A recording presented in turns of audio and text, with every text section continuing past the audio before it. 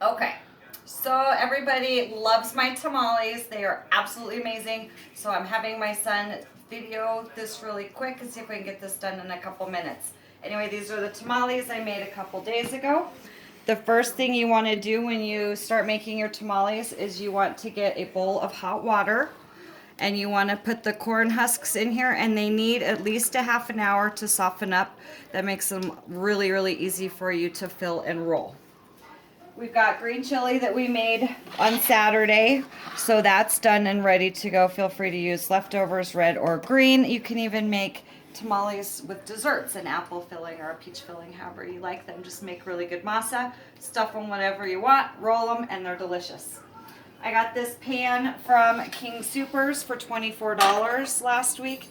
It's aluminum, and I don't know that I like how it's peeling, but it does the job. So you're gonna put some water in the bottom of your pan. You're gonna turn it up to about medium high, and put this in the bottom there and let that start to get going. So now let's make some masa. Masa is really easy. It's a corn flour, and I don't know anything about corn flour, but I know that this bag says tamales, the other one says tortillas. We're making tamales. So first thing I'm going to do is I'm going to heat up in the microwave a can of just chicken broth. Usually I make my own, but this is just a really simple way to do it. So I put that in the microwave for a minute. It's a key part to making your tamales to have warm chicken broth. So on the side of the bag, it has a good recipe, but I've discovered that increasing the recipe makes more and makes it a lot better, having more ingredients in there. So this is lard. You can substitute shortening for it. I don't like the smell of lard, but I like the way that it makes your tamales really light and flaky. So what we're going to do is we're going to get a cup of shortening and measure that in here. Kind of pop that in there and make sure that we have a cup. A little more, a little less is fine. Everybody that's seen me cook knows I don't measure anything. But since I'm doing this for you guys, I figured I better. So first thing I like to do with the shortening is I like to beat the crap out of it, kind of like you would cream cheese for a cake. So it's got some air in it. It's a little bit softer, a little bit more pliable, easy to work with. So I'm going to do this for a minute. And I'm using a pastry mixer, which I think just works a lot better. Tamales, not tortillas. So 1 cup of masa, or 1 cup of shortening, then 3 cups of your masa flour,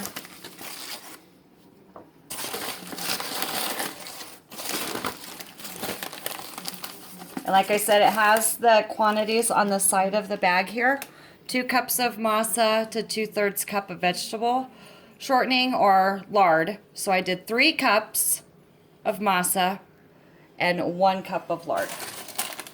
So we're going to mix this up a little bit. Also over here I have a teaspoon and a half of salt. So that's going to go in here. And a teaspoon and a half of baking powder. That helps make it really light and delicious. Now I have flour all over me. Yep, y'all have seen me cook before. This is how it goes. Also too, over here I'm going to use a pepper jack cheese in these tamales instead of a cheddar cheese.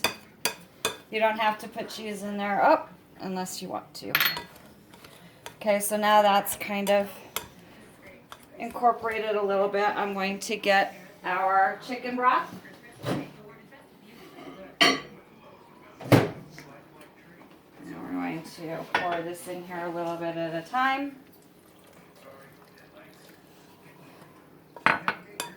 And the recipe calls for 2/3 of a cup of, or I'm sorry, a cup and a third of chicken stock. But I find for this quantity, just 1 can, which is about a cup and a half, I guess, a cup and 3/4 of chicken broth, just turns out perfect.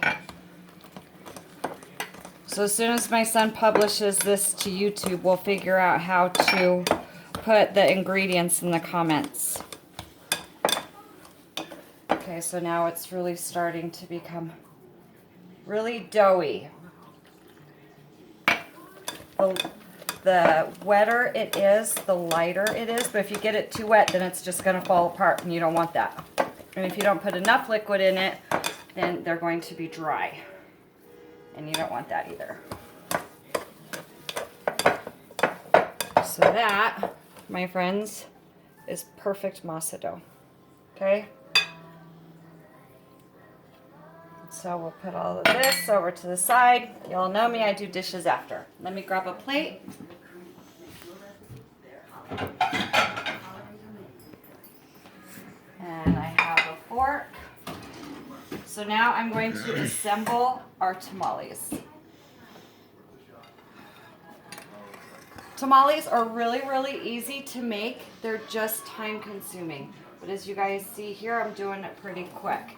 Now that I have my masa made, I have leftover green chili from the other day, and I've soaked my corn husks. It's perfect. Okay, sometimes you'll get a corn husk that's really large like this. Sometimes you'll get them torn in half. If you need to stack 2 of them on top of each other, that's fine.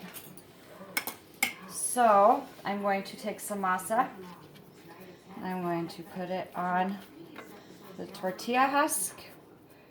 Corn husk. Corn husk. Ha, Zach caught me. I'm thinking about the flour. You can make it really thick or you can make it really thin. Totally up to you. I like to have it about, I don't know, 1/8 of an inch, I guess. It's pretty thin. And it needs to be pretty wide, something like that. I'm going to take my chili. I'm going to put that right in the center right there.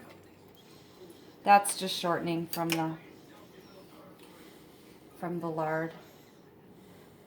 Shortening from the lard. Yeah, that's lard. Okay, so now I've got cheese in there. So now I'm going to take this, I'm going to fold it up. You'll see it's like this. I'm going to roll this over a little bit, wrap this around, and fold it just like that. Alright, I'm going to have Zach pause the video while I make the rest of these, and then we'll finish up. Okay, so we're back.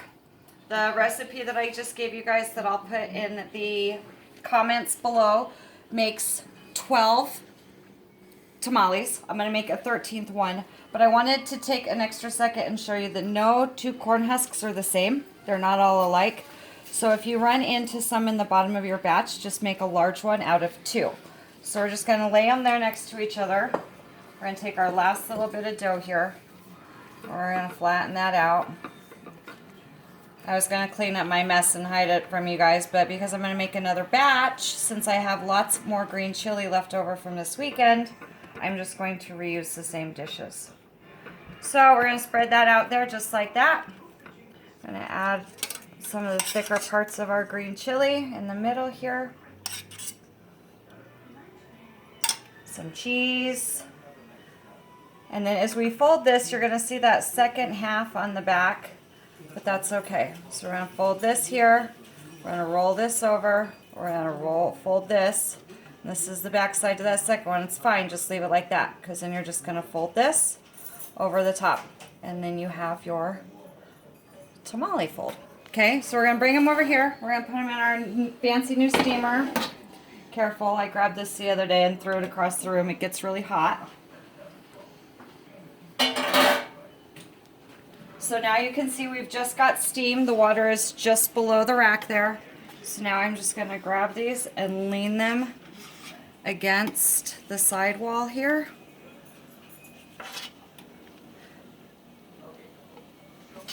I'm going to stack all these in here.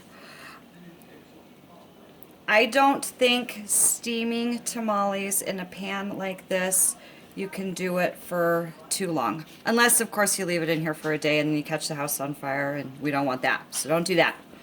Go ahead and put these in here. Leave it on medium-high. Put the lid back on it, and then check them again in 45 minutes to an hour. Pull them out of the pan, serve them while they're hot, and enjoy. That, my friends, is how you make tamales.